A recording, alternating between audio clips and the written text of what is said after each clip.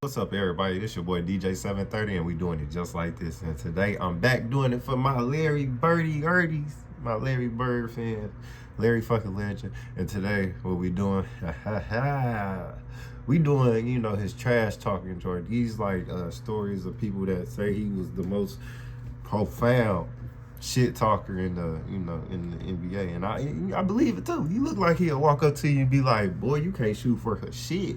Or he'll look at your shoes and be like, "Bro, yeah, that ain't it, my boy."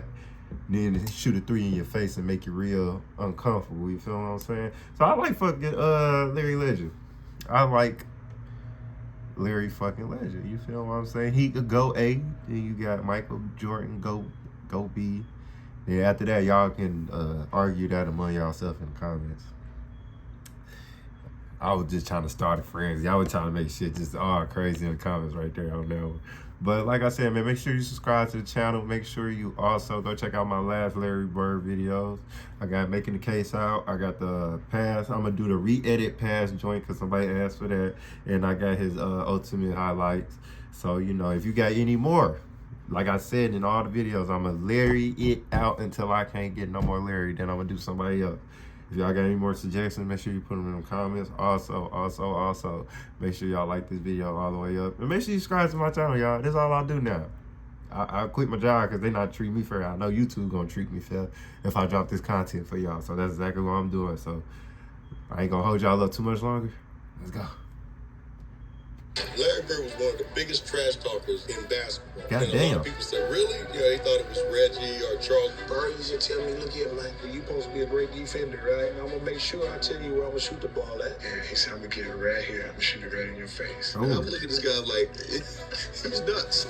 "I'm going to go shoot this motherfucking jumper in your face right there in that cone. And it's going to be your Christmas present. I'm gonna wrap it up and bust your head open." And that's exactly what he did. If he tell you going to hit a shot in a certain place, he's going to do just that, and ain't nothing you can do about it. Been a better player each step I took. I was able to look more than the other guys. I had a green light. I could make plays, but I always knew early on, especially in my Virginia senior high school, that probably the outcome of the game was going to depend on me.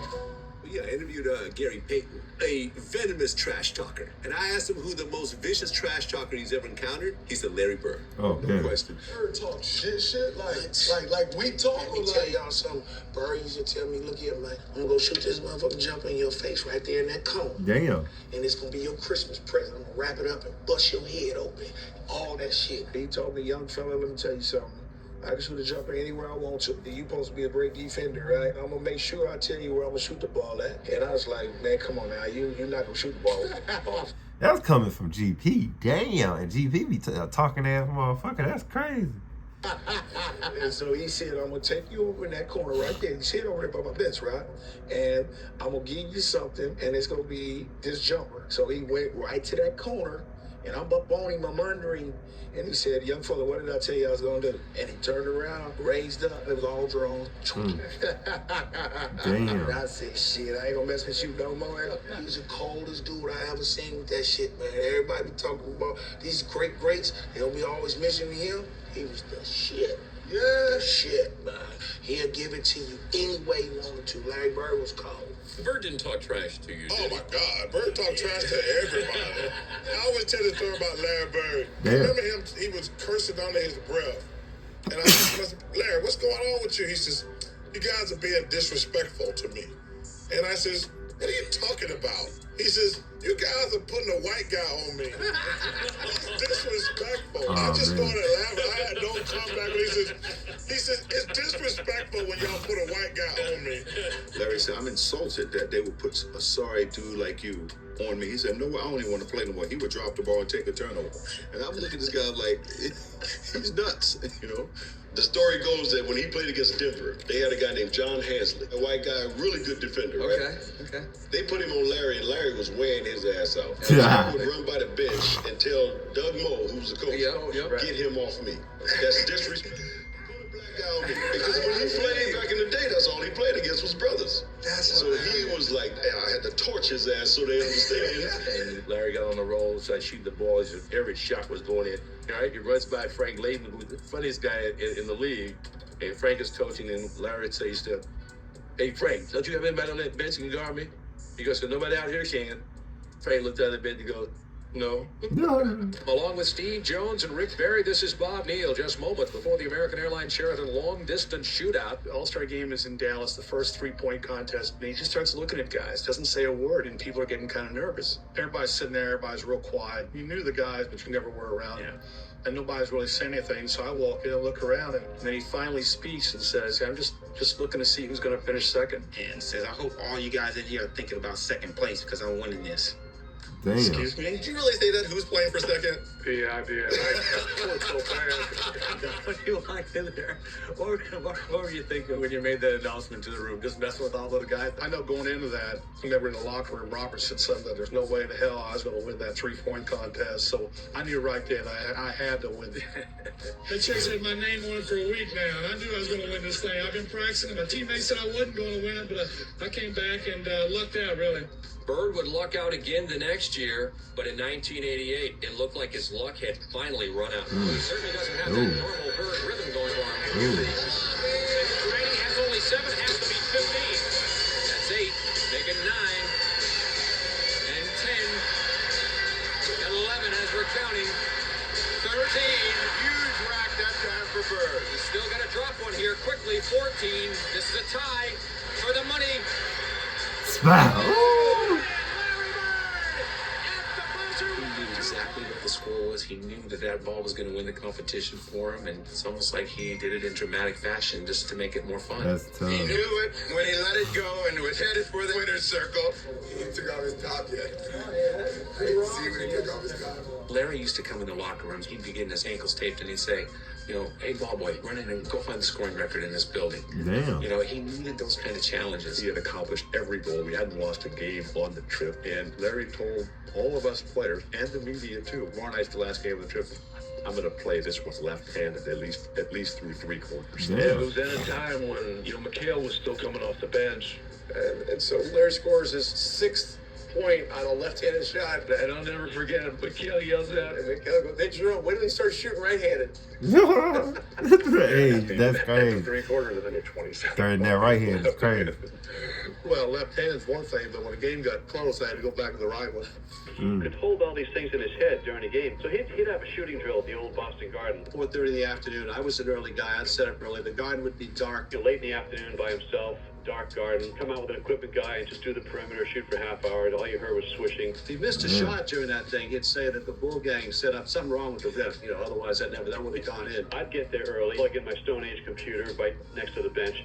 He'd come over, he'd call me Scoop, said, Scoop, what are you working on? I'm saying, I'm doing an early story. Then I'd say, well, I'm doing an early edition newspaper story about your free throw streak. You were approximating the NBA record for consecutive free throws, so don't miss one tonight or I'll look bad in the paper. Sure enough, first half, he goes to the line for 2, and the foul line is lined up right where we're sitting if he looks over. He's at the line, he makes the first. He looks over and winks at me. He looks over and winks at me before he makes the second. I mean, guys don't do that today. And No, he was shit. always thinking about these things. It's like paying off a bet in the middle of a game. He was doing 2 things at once. Well, you had the Bird night. I had the Bird night. That was a tough night, man.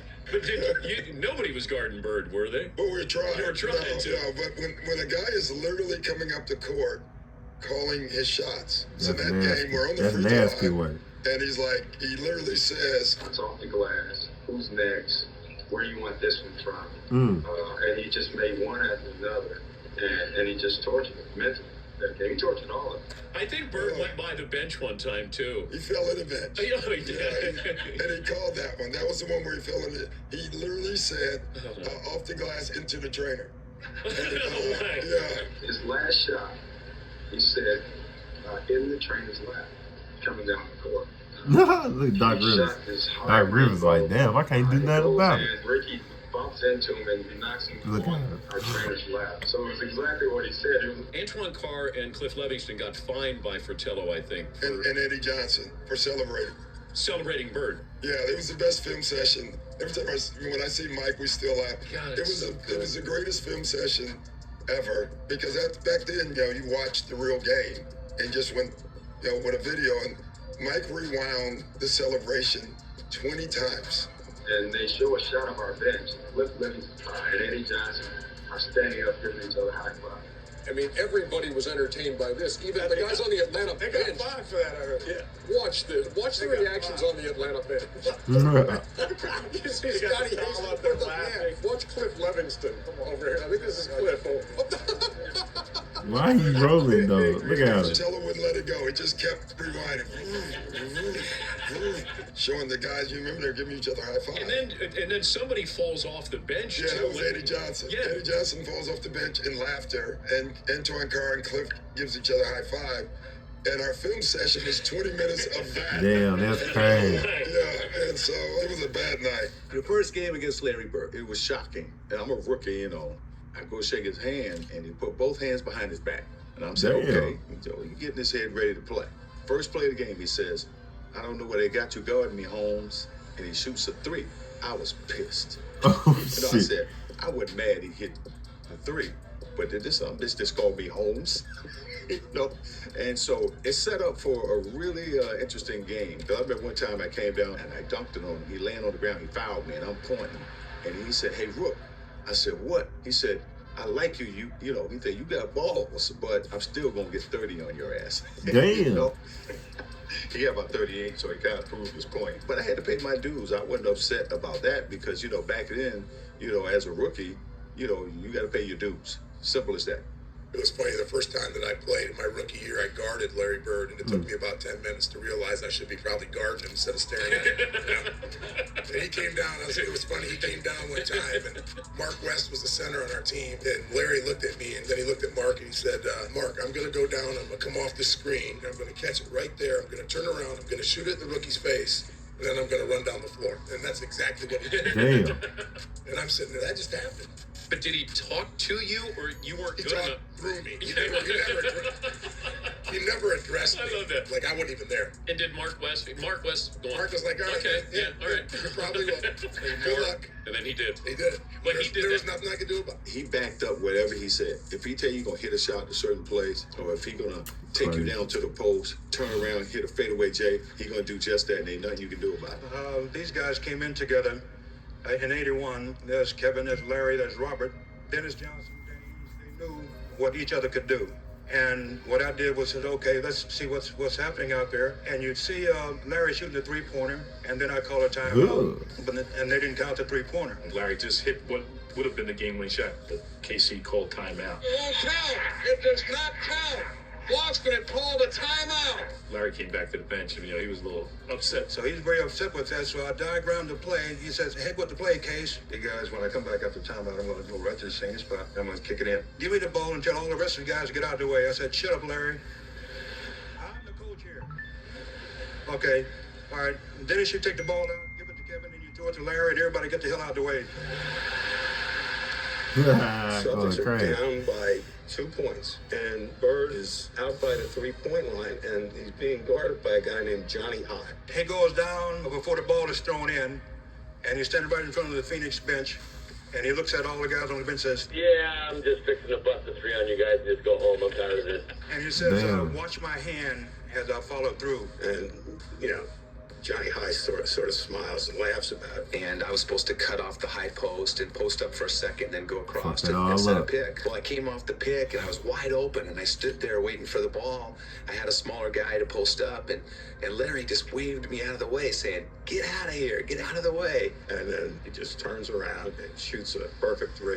As the ball's in the air, he kind of turns towards the Phoenix bench and yells, "Told you so!" Stops running to the locker room. Damn. Yes, he continues on to the dressing room. Now, that's what you call arrogance. And from that time, I learned to run Larry's play, not the coach's play. He wanted the light on him. He wanted the focus, and he wanted that ball. And in case he would ever call somebody else's play, Larry would just say, no. I'm shooting this ball, as you would. I get a charge when I tell someone on the opposing team that I want to hit the last second shot and then do it. That's what it's all about. Tie game, 13 seconds to play. Celtics basketball. During timeout, I'm going through a play, and about that time, Larry steps in and says, Coach, why don't you just give me the ball and tell everybody to get out of the way? It's Larry. If he wants the ball, he wants the ball. After the timeout, we walk back on the court, and then Xavier was guarding him. So he tells Xavier, he says, I'm getting the ball. I said, I know I'm going to be waiting. And he said, I'm gonna get it right here. I'm gonna shoot it right in your face. 5, and Bird has the basketball. Look out. Larry Bird just... I would have been like, He came out with about that exact spot and shot a shot right in my face. And you know, he was like, I didn't need to leave 2 seconds on the clock. I walked back to the sideline like, damn. Larry Bird was one of the biggest trash talkers in basketball. And a lot of people say, really? Yeah, they thought it was Reggie or Charles. Larry Bird talked more trash on the basketball court than anybody I've ever played against. So we playing him the last play. He says to James Worthy, he says, you guys don't have to worry about it. I'm going to go right over there that corner. And I'm going to catch it, I'm going to shoot it, and I'm going to tie the game or win the game, whatever the case may be. They take the ball out, and I think it was either Danny or DJ, the late great DJ. Yeah. You DJ coming down, right, with the ball. Oh, great DJ, that's good. So pass it to Larry, he's in that corner. Now I gotta go out and close Larry Bird out. So as I'm running out to Larry Bird, he's talking trash to me. I don't know why you're running out here.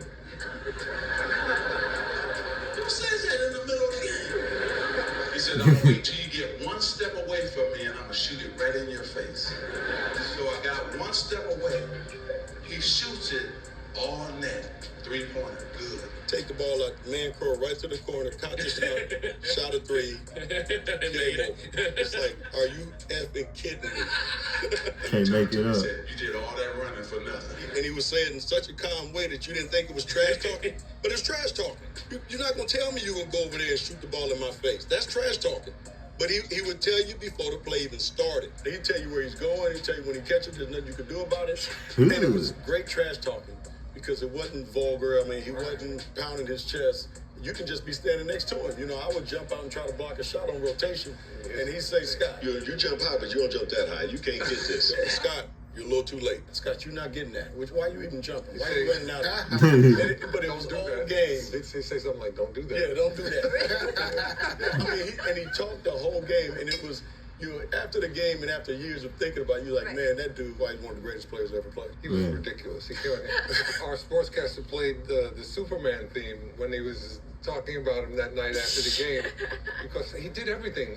Points, rebounds, assists, steals, you name it. Larry has such a great mind for the game. I had a lot of respect for him as a competitor. That competitive nature, the work ethic, because I asked a lot of questions. You know, playing with Byron Scott, I asked him a lot of questions.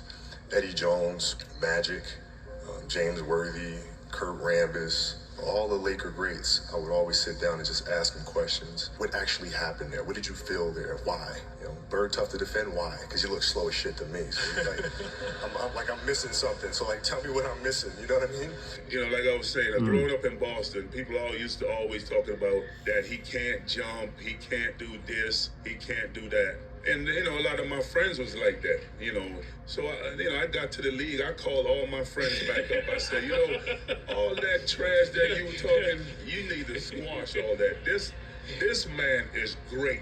Whatever you were saying, that for a coming man from who can't jump, he's demolishing everybody. He's doing it on everybody. He's doing it on the best defensive players in the league. Yeah, I never forget driving and I'm listening to a game. It's New Mexico State playing Indiana State. I don't really care about the game, but New Mexico State is right up the streets from El Paso, and I went to UTEP, and we're big rivalries. So I'm hoping that Indiana State will beat New Mexico State. And I'm listening to the radio, and I have no clue of the players on either team. All of a sudden, this name keeps coming. Bird. He goes to the right. Bird. He makes the shot. Bird. I said, God damn, who's Bird? Bird.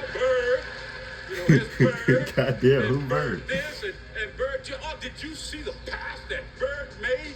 I can't see it, but I'm just trying to imagine it. When the time I got to the end, I said, damn, that brother can play. When I got the newspaper the next morning and saw Larry's picture, I said, damn. Larry, there wasn't you know, be honest with you. The young lady that said you were her favorite player, mine too. I love you too, Magic, but not as much as I like Bird. Always talk about great basketball players, and they don't never mention him to be up in that round. But Larry Bird, he is. I don't think nobody ever could get out with him. You ask Magic, That's why Magic had a run, and he was mad when he had to retire in 92 because of what he was going to be missing with Larry Bird. And then you remember Larry Bird took 2 more years, and then he would quit because he said his main guy who he wanted to play against is gone. I'm going to tell this story. We're in LA, and I'm hurt. I got a pulled hamstring, so I'm not playing tonight. So I can't play against the Celtics. You know, I'm killing myself. You know, Larry warming up. The anthem is sung and get introduced. And right before they go out on the court, Larry comes down and says, you know what? Since you're here, I'm going to put a show on for you. So you just sit back and watch, okay? Don't worry. I'm going to put a show on for you. Now, man, get out of my face, man. Want to hear that? You know, this Celtics and the Lakers. And he went out. I think he scored 38 points, about 20 rebounds, about 15 assists. And every shot he would shoot, he would turn to me. Every time he hit one, he look at me. And I said, boy, you know, the thing about it that I love about you is that most guys talk trash and can't bag it up. But Mr. Bird, you know you can bag your trash talking up. Yeah. And last but not least, I'm going to say this because you told me one lie. You only told me one lie in your career.